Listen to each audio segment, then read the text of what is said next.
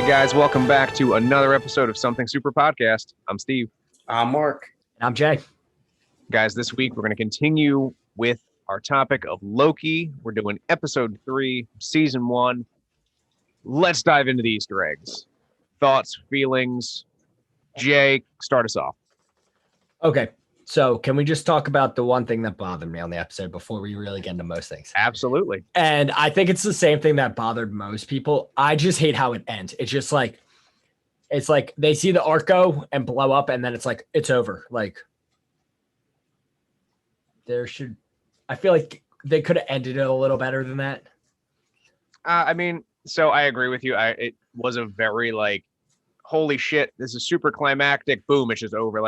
You're like, they pulled the rug out from under us. Like nobody was expecting that, but yeah, that also sets us up for the next episode. And I think if they do it properly, watching one into the other, obviously we have a week between them, but if you watch them, simultaneously, it should play well. But yeah, I have a feeling it will. I trust these guys. They're killing it on the show already. Absolutely. And of course, you have Tom Hiddleston as the main actor. Like, he does great on everything. And honestly, I mean, in the interviews, before this even came out, Tom Hiddleston said, it's going to be slow, but come episode 4, he's like, that's when it's going to pretty much pick up the pace and be like a hammer and on through from there. Yeah. So for this, I feel like this was kind of that bridging episode to where, you learn a lot about both the characters, and it was kind of like a, not necessarily what's the word I'm looking for? Not deposition episode.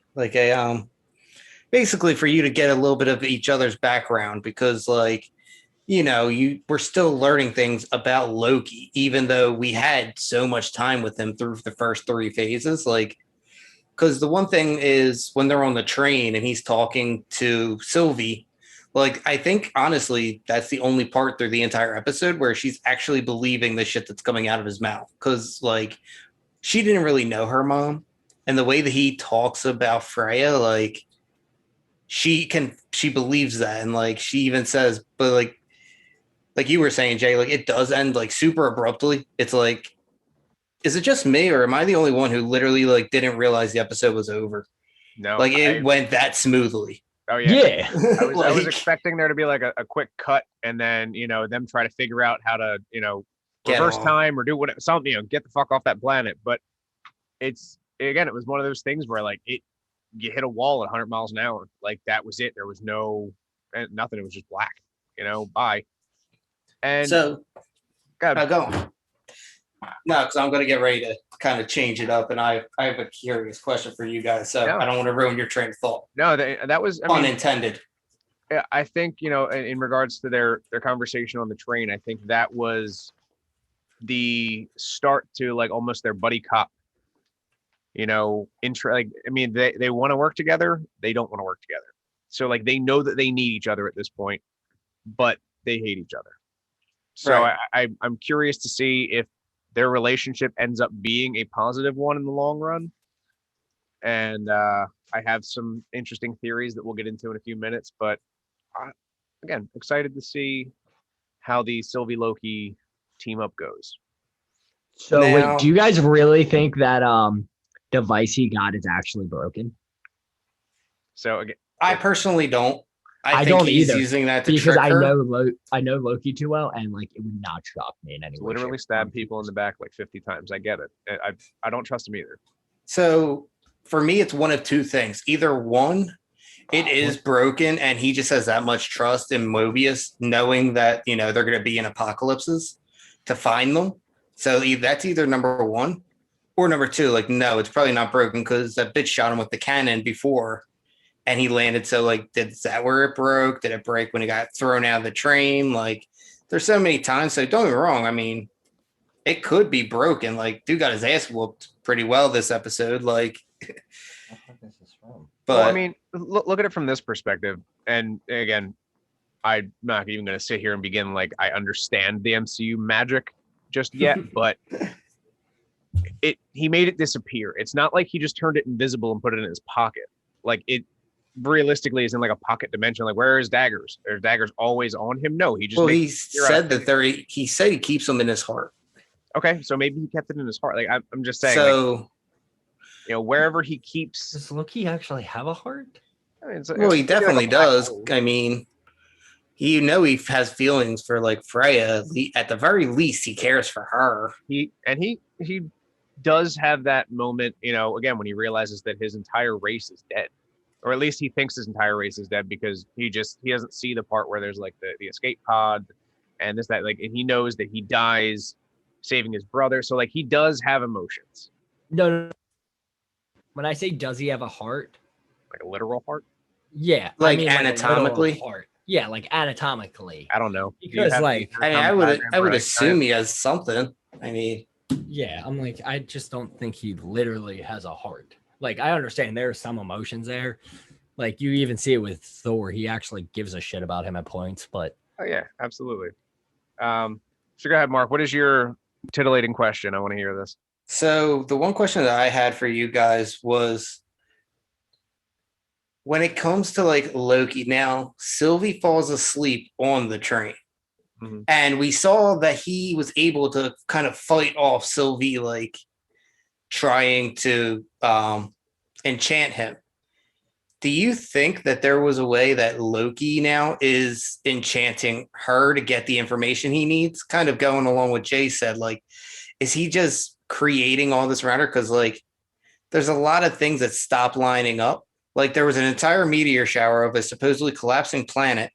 But as soon as like she tried to do that to him, it just stopped. Like there's nothing happening around them anymore. Like, so do you think that was just like, do you think that we're actually seeing something that Loki's pulling on her to get information he wants? Like he found out so much information about the TVA. Like we found out that all these people were normal people and now they're variants who had like their mind wiped, and like he's learning more. So while it is possible, I just based solely off of the fact that I don't want to believe that he's one of those like super OP characters that doesn't actually have to practice magic because he needed to learn it. So Sylvie said that she taught herself, and he's been asking her about how she does it, and she gave him a full explanation. Sure. And so this could be like a test run. Yeah, I was gonna say I'm not saying that it would go perfectly, but again, I think that would be one of those things where he would have to like practice it a few times in order to even get the hang of it. Because like she said, especially the strong-willed people, and we're talking, it's a Loki versus a Loki. Call her Sylvie, call her Enchantress, whatever the hell you want to call her. It's still Loki, so she's still strong-willed, strong-minded. So I don't think it would just be like a boom, snap, she's enchanted. I think it would be, again, one of those things where he has to really sort of bust his ass. I could definitely see what Mark's saying though, because it's definitely a possibility. I don't want to see it be one of those like, oh, he didn't actually have to practice this. I understand that fact of what you're saying, but like you also see it through the show that he's so much stronger with magic than Sylvia is by any means, or stretch of the imagination. Right, like just the fact that he could fight hers off, that would make you assume that if he tried to do it, he could possibly overpower her. Yeah, I'm not saying that she's not a strong-willed mind, because she definitely is. However, he had Freya to teach him how to control magic and how to use his magic, to where she never had that. So maybe just having a teacher, maybe there's little intricacies of like, oh, like, for example, like if you're a car mechanic, like I could say, oh, I did this, this, and this, but you would actually know the ins, the outs, what the easiest way to develop that technique. Maybe I sat there on a wrench or using a wrench on a certain like nut for like 2 hours, where literally you guys would have been like, dude, if you would have just done this, it would have kicked right off. So like maybe Sylvie's doing something to where when she was explaining it to Loki, he was like, well, why are you doing it that way? This would be so much easier. That's very possible. Again, we've seen powers in this series that Loki has that we've never seen before. So it's not to say that maybe he even, maybe he knows how to enchant people, but his way is even more difficult. So he's probing her to find out an easier way to do it. Or again, like maybe he knows the easier way and she's just an idiot and, doing the runaround thing. Yeah, because I mean, the one thing too is like, now I could be completely wrong, but I know the one big theory is like, oh, he magically has telekinesis and we've never seen that before, but we have. In Thor: The Dark World, when he finds out about Freya's death, like he throws the shit everywhere. Mhm. Like, and you see him actually like do it. So that's where my second question comes into you guys. I read a theory because obviously during that super long one take, which was honestly like 6 or 7 cuts, at the end of the episode, when they're running through the thing, the one building starts to fall and Loki basically kind of like stops it and then like throws it backwards. Yeah. There's a theory that he actually kept one of them time stones. Do you think that he has a hidden Infinity Stone that he's just, and maybe that's going to be part of their escape? Would shock So- me. Now again, Whoa. but let me be the usual J for this episode. I'm gonna throw a wrench in the gears. How did he know which time stone to go to which time? Like, Right. they have so many time stones from so many other timelines. Well, grab the- how does the one time he goes back to the regular timeline? Any of I the know. Infinity Stones should work on any timeline as long as they're not in the TVA. The Infinity Stone that you plucked it, like the timeline you plucked it from, is the only one it works in. Well, it has to be in the Okay, original sure. universe it was created. Correct. That's what I'm saying. So like, if So you pluck it Time from Stone Earth 1 would 616, have to be in Universe 1. Yes. Time Stone 3 wouldn't be able to be used in any other time zone other than Universe 3. Now- so on and so forth. well, I think that would Maybe be he awesome. took all of them. Yeah, I got a pocket full of rocks, guys, It's I not mean, like I he wouldn't has put to it- hold them. He can just hide them like he does with Yeah. everything else. in his heart. I mean, I personally think it was just he used his telekinesis. No, and again, But- if he had a time stone, that'd be badass, and that would explain a lot of shit. He would be able to reverse the arc exploding, and that's why he stood there and watched it. And again, it's green magic, so like, who's to say it's not what he's doing? Right. So again, there's a lot. Well, also we were talking about the fact that when she enchants people, Mhm. Loki did that already. Minus he used the Tesseract as his Right. Well, thing to enchant people. He was well, using the no. Mind Stone. The stone did it. Not Yeah, but him. he was still controlling all the people. He did it too. But so that's basically through the like, stone, though. so that's where Scarlet Witch got her ability to do that. Was from the Mind Stone, because the Mind Stone has the ability to control the minds. It wasn't Loki himself. Loki was using a third party apparatus.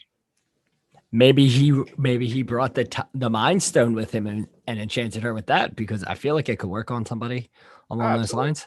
I think the only person it didn't work on was Tony, just because he kept trying to hit the metal part of his heart. Well, yeah, he was trying to use it on an inanimate object. Yeah. He was using it on the mini arc reactor he had in his chest, not actually He's on like- him. Pink. Had he gone like an inch to the left or right, he would have taken over Tony. Yeah. That would have been badass. I wonder if it would have worked on Thor. I would assume so, because I mean, well, I feel Scarlet like- Witch's magic worked on Thor, so why wouldn't the stone? True. Yeah, I feel like Thor would have put up, more of a fight falling under the Mind Stone's control, but it would have eventually taken him over anyway. See, I honestly don't, because in Age of Ultron, like he literally is just walking down a corridor and it like just pans into his vision, and that was just from Wanda. And I feel well- like the stone would be a more concentrated source of power than Wanda would. Sure, but again, now Wanda is the most fucking OP character in all of the MCU currently, so maybe she is the concentrated version of it, just like how like the Space Stone is great and all, but that's what fucking gave Cal Danvers her powers. Right. So she's able to like concentrate at more because she's a physical being. Yeah, I don't know. Now, how did you guys feel about like? Here's what threw me off. So she had this plan to go to the TVA and overthrow it, right? So how did she not know that her powers wouldn't work there? Maybe it's not a known thing. Like, it caught Loki off guard, like a lot, that his powers weren't working. But he And didn't that even know about the stones didn't even TVA. work. Yeah, Right, but he didn't know about the it could- TVA. She it- knew about like, it. She knows details. So how wouldn't she know? I don't So- think Get what it's I like mean? common knowledge that magic doesn't work there. Now, so I don't know if you guys saw anything for like next week's episode or this week's episode. I try not to. Yeah, I try All right, not well, to. I mean, I saw a trailer for it, and or was it this past week? Whatever. It's her as a child walking through the door to the TVA because they bring her in as a kid. That's why she's known and been running from the TVA her entire life. Okay. Because she has been on their radar forever. Now, what I think, and again, I could be wrong, but this is going to go under my Mephisto line of theories. Jesus. Prior to her coming to the TVA, magic did work there. When they brought her there as a child, she tried to utilize her magic, and then they basically put that bitch on lock. They were like, nope, no more magic here. And now she doesn't know that there's no magic there. So she goes and attempts to use her magic because the last time she was there, she could. She was able to. Okay. So again, maybe I'm fucking spitballing here. I could be completely wrong. That would make sense. I just didn't have that knowledge because I don't know. I don't like spoiling myself because then I overthink everything and then I somehow end up figuring it out a lot of the time. Not every time, but a lot of the time I end up figuring stuff out. And then I'm just depressed when I watch the show and it's exactly what I thought it was. Yeah, that's why I stopped watching certain movies. I'm like, I can't do this. But I mean, I really think I only saw, it was like a quick little intro trailer thing to it, and it was just her, and I want to say her mom or maybe Moby. You couldn't see that whoever the adult was, but they were like Right. her hand, and they walked through, and she had dark hair, just like Loki. The fucking gold necklace, the green, the black, the whole nine. Walks through the fucking TVA door and then kind of like looks up, and that was it. Like that's really all I saw was maybe a couple second clip. But again, that changes the entire out, and that explains they've been looking for her since day one. So maybe they put her like on a radar. She did something. They brought her in to do whatever the hell they needed to do, and then she escaped, and she's been on the run since then. I was reading one theory. I forget where it was from, but they were saying, what if she was the equivalent to like our universe's Hela? I mean, it's very possible. So like Hela and Loki are stepsisters or stepbrother and sister. What if she was the one that like Odin was taking to all these battles originally, and that's why she's like so jaded, why she barely knows her mom? Maybe she got casted out by Odin at a younger age. Like I heard a theory about that. Now I don't think that that's true because like, does that mean then there's no Hela? Like I don't know how multiverses work, and like if everybody still exists, there's just alternate versions of everybody, or is there some where like you're a firefighter and another one where you don't even exist? Like I don't know. And that's the tough part. So like you could speculate Marvel, DC, Back to the Future, like time travel, multiverse theory. Like there is no right answer. I mean, hell, I could write my own comic strip right now about the multiverse, and like I could just make it up. Nobody's gonna sit here and tell me wrong because it's my theory on it. Right.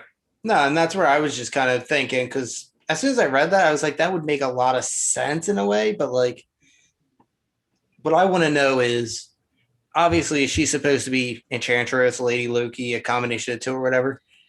Does that mean that Thor in her universe is also female? I mean, we're Like, getting a Love and Thunder, so right, but that's not Thor though. That's going to be sure.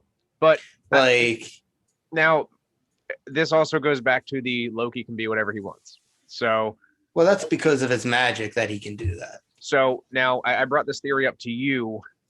I don't think it might have been on the podcast last week, but it was what Loki touches someone, he sees their memories.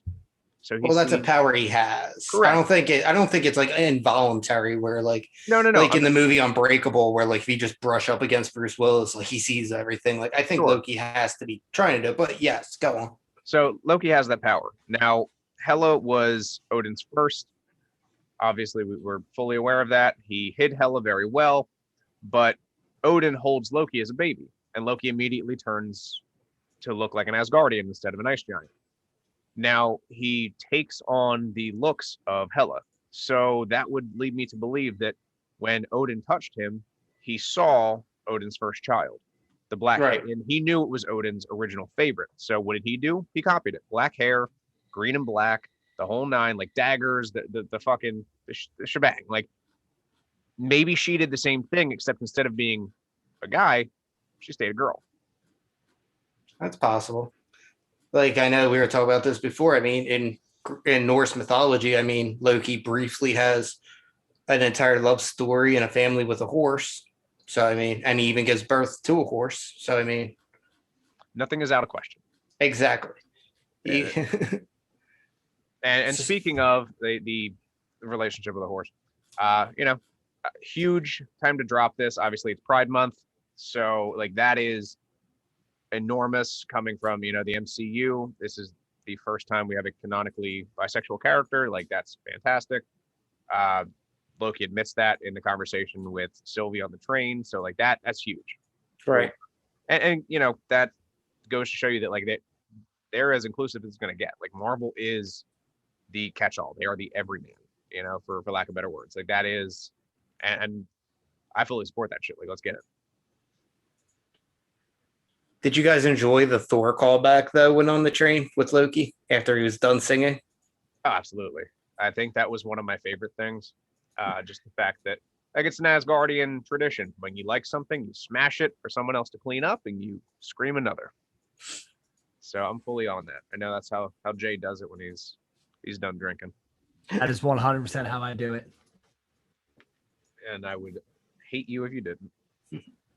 You would hate me if I didn't or did it? If you didn't.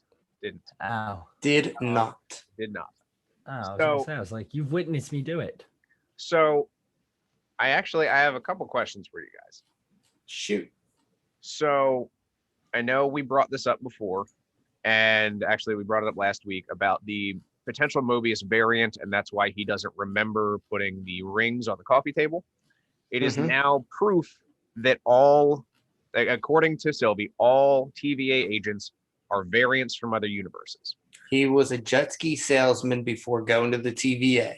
I 100% either that or he was like a professional jet ski rider, and that would be phenomenal. Is that an actual profession? I don't know. I mean, it could be. You got the X Games and shit. Fuck. But if I don't see Mobius on a jet ski, I'm riding. But take all that out of the equation. So Mobius doesn't realize that he's the one that put the rings on there. So does that mean that Mobius died and they're bringing back other variants of Mobius?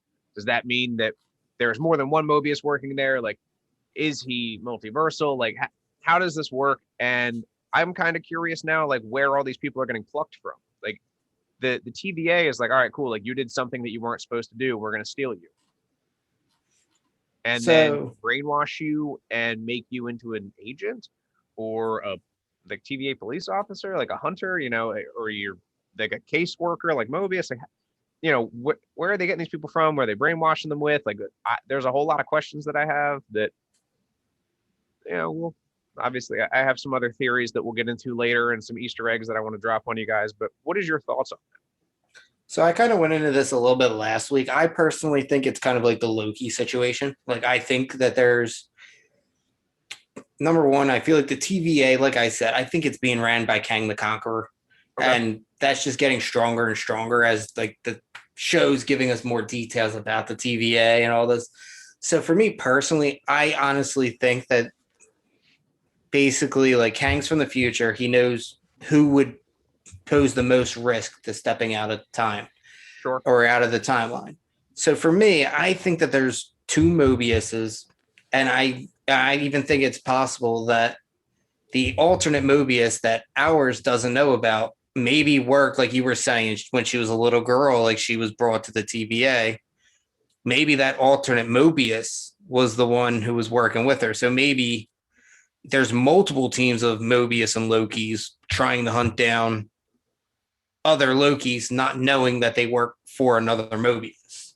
So that was something that I also thought, maybe not necessarily the Mobius Loki team up, but like the multiple Mobius, multiple Loki things. But when he shows the variants of Loki, I, in my opinion, think that those are the variants that failed to catch Sylvie, that he'd previously worked with these people and everyone's just kind of playing it cool. Because again, the one hunter's like, oh, your favorite Loki. And again, like this is maybe his last effort, his last chance to do this. Like they're giving him a decent amount of leniency, all things considered. I mean, they're still pretty like, all right, if you fuck this up, you got to wipe them. Like it's over. And he's like, oh, I'll do it myself. Don't worry about it. But I think all things considering, like there's a whole lot of fucking leniency in this bureaucratic department that they're like, yeah, no, it's cool. Just take a fugitive out into the field and basically do whatever the fuck you want. Yes, we understand he's magic and he can basically do anything he wants and he can turn into whoever he wants. But yeah, just run it. We'll figure it out. See, for me, I feel like that's more along the lines of like Mobius said, why is it always the people you can't trust the most that say, trust me? And literally, she's like, why should I even like do this? He's like, don't worry, trust me, I got this. Oh, yeah. So like, who's to say that he's a trustworthy person in himself? No, I brought that up last week. I think that was him kind of outing himself as like, I'm not trustworthy. And I mean, and like I said, it may not be as detailed as I said, to where like they're working with other Mobiuses, but I mean, how hard would it be to keep them away from each other? You saw how big the TVA is, like when him and Loki are standing on the balcony looking out. I mean, how hard would it be to keep a variant of yourself away from you?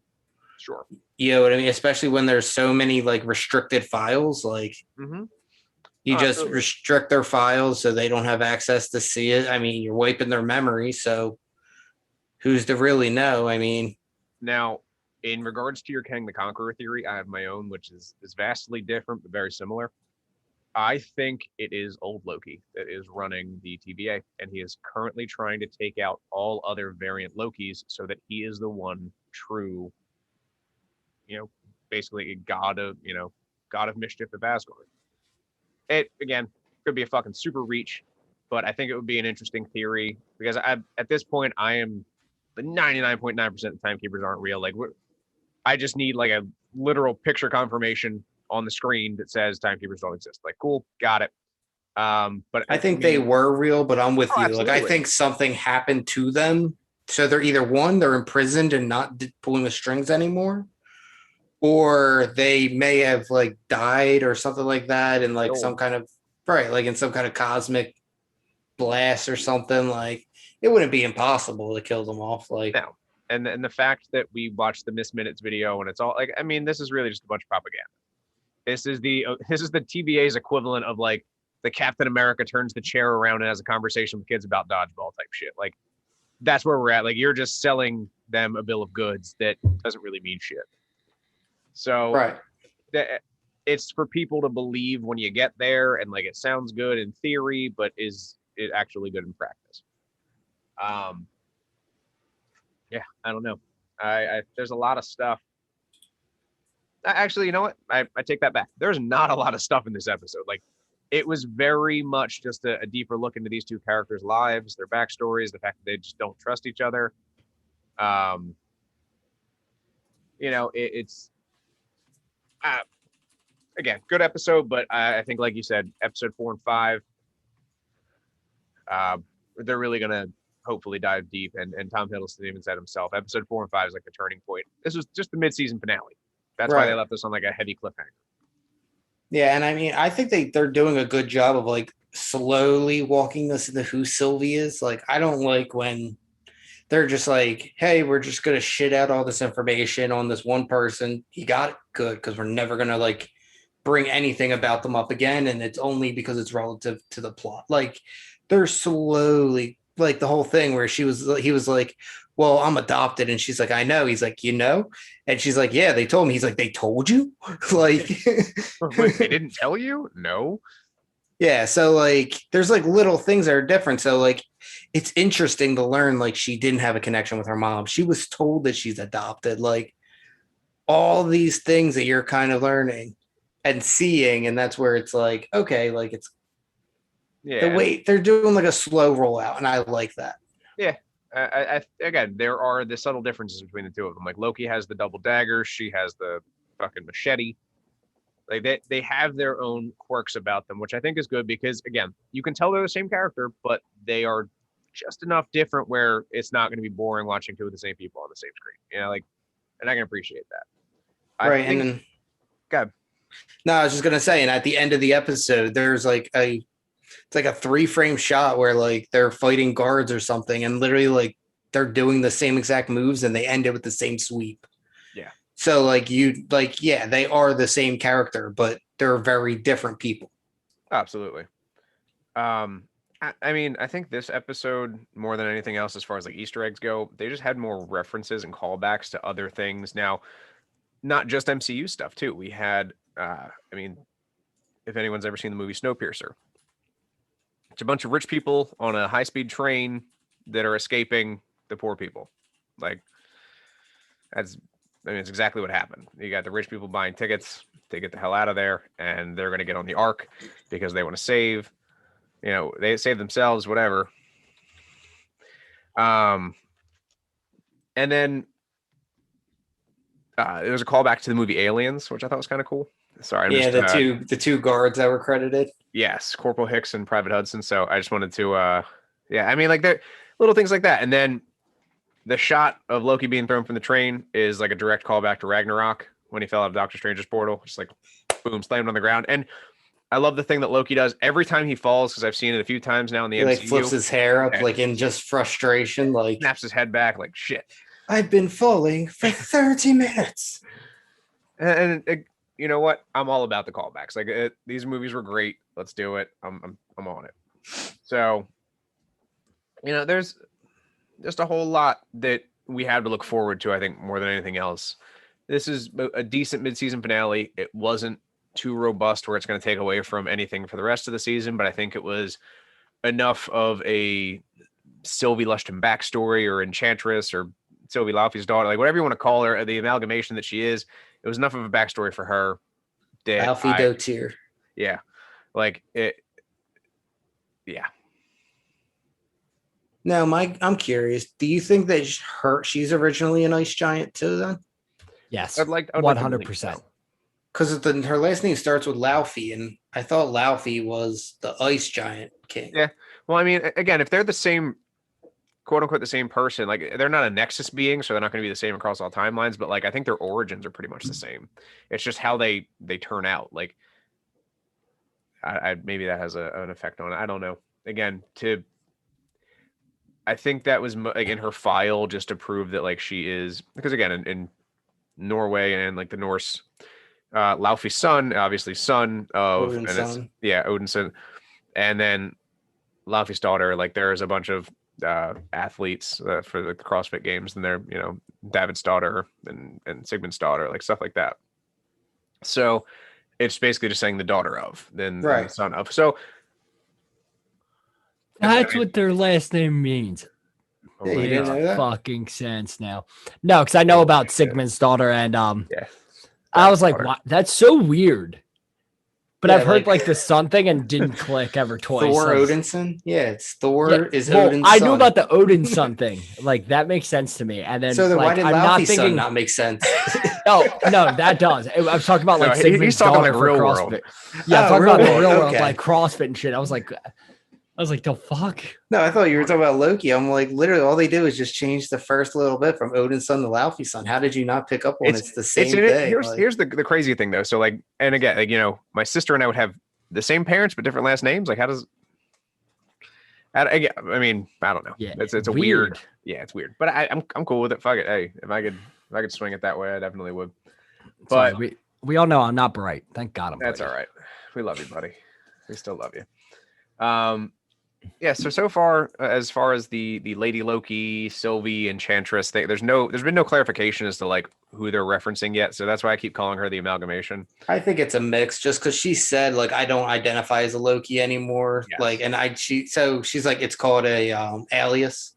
So I think maybe she's met Enchantress and like the name Sylvie, and that's kind of where she got it from. It's kind of like an homage, but I think they're going more of a combination to give her character more substance, and like you can just do a little bit more with it at that point, as opposed to like, oh, here we know everything about Loki and she's exactly the same.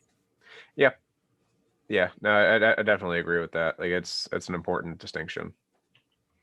But I could be wrong. Maybe she really is Enchantress, but I think she's just using the name because I mean it's Marvel and they do that shit all the time just to throw you off. And you know what? That wouldn't fucking surprise me. She's Ralphie Boner. Goddamn right. She's Ralph Mephisto. Ralph Mephisto Boner. Speaking of that, you need to get off Mephisto's boner, bro. It ain't happening. I know. Yeah, no, I know it's not happening. Now- I'm gonna laugh when he finally stops quoting "It's Mephisto" and then it he becomes pops up. Mephisto. It becomes him. I'm riding that train till the fucking wheels fall off. Let's go, bro. I think the wheels fell off like 6 months ago. Nah, they didn't. And Mephisto and Winter Mephisto. Yeah, It could be me, but I mean, I think we'll see Nightmare before we see Mephisto because I mean, they've kind of been hinting to him more than Mephisto. But I mean, if they really want to go the Wanda storyline, then he's got to come in because he's literally that would be like having the Red Hood without Joker. Like you can't. They're synonymous with each other. yes, absolutely. I mean, you probably have Red Hood without a Joker, but you can't have Red Hood without a crowbar. So. Well, yeah, nah. How would you get the perfect picture on your wall? Goddamn right. But no, I mean, I'm excited to see where Loki continues to go. And so far, I mean, it's been, I can't say that it's been the best one for me so far because I personally love the way that WandaVision kind of kept going heels and twist and turned to where I feel like Loki's doing the same thing kind of, but they're just kind of just pushing along and they're just pushing through. And I definitely think Loki is one of the better shows, though. Like, it's really keeping my interest, and I'm excited to see what happens. I second this. No, 100%. I'm in there with you. I think I will give a final determination on whether I like it more than Falcon Winter Soldier or WandaVision when it's over. And I would love to give like my rankings for them. But I think for right now, it's giving me just enough to be happy with as far as the mid-season finale goes, like I've said before. And if episode 4 and 5 are as good as Tom Hiddleston says they are, and I'm sure the man is not lying, I'm buckling up for a joyride this week. You know, I'm ready. I'm in. Are you guys not going to invite me again? Jay, I invited you last week. We've literally watched it together one time, Jay. One episode out of the three. That's one more time that I've been invited to. You know what? We're gonna do a Zoom call next time, and if you're not on it and you're not watching it with us, I don't know what to tell you. In class. Yeah, I'll do a screen share. I don't give a shit. We're gonna watch it together. But I mean, as far as this episode goes, I really didn't have too much to unbox. I just had a couple theories that I wanted to sort of drop out there. But I mean, that's all I've got for this episode, guys. I'm not sure where you fall. Jay, I'm sure. Good. Yeah, I figured. I'm good. Yeah, I mean, we talked about everything that I thought about because I had the same thought of Mark to a certain extent that it was a Loki's like controlling everything. Mark? No, like I said, I mean, the one thing that I do like to think that people overlook just to close this out is that when they end up on what's the planet's name again? Lamentus 1. When they end up on Lamentus 1, that's one that was protected by the Nova Corps. And this would have been like 60 years or 70 years after Thanos wiped them out. So what we're seeing is kind of the aftermath still of what Thanos did. Yeah. And I think that that's still kind of cool that like he's gone and we're done with like that portion of Thanos. Now we're going to get young Thanos in Eternals apparently. And like, I don't know how big of a role he's actually going to play or if it's just going to be like a cameo of him, but it's like, we're past the Thanos phase now, but you're still seeing like in Spider-Man, was it Homecoming? Where you saw like the blip and everything, like I like how they sprinkle in the effects of Infinity War across other shows and movies.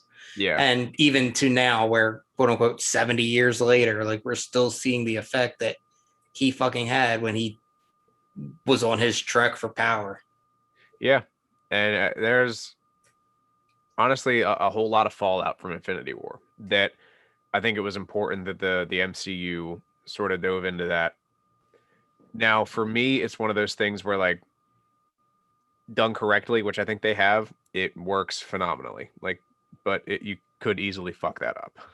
Yeah, like, honestly, I'm sitting here watching this show, and, like, I can't tell you how many times, like, it's easily only, like, 2 or 3 times that I, like, sit back, I go, like, oh, shit, like, this is Avengers Loki, not Ragnarok or not Infinity, like, I like the fact that like it just runs so smoothly and like you don't even think like this guy never experienced Thor Ragnarok. This guy never experienced Thor the Dark World. This guy never experienced Infinity War or any of these other movies, like, or times. Like, it's like, oh shit. Like, I mean, in a way he did because he watched it happen, but like, that's not the same as experiencing it.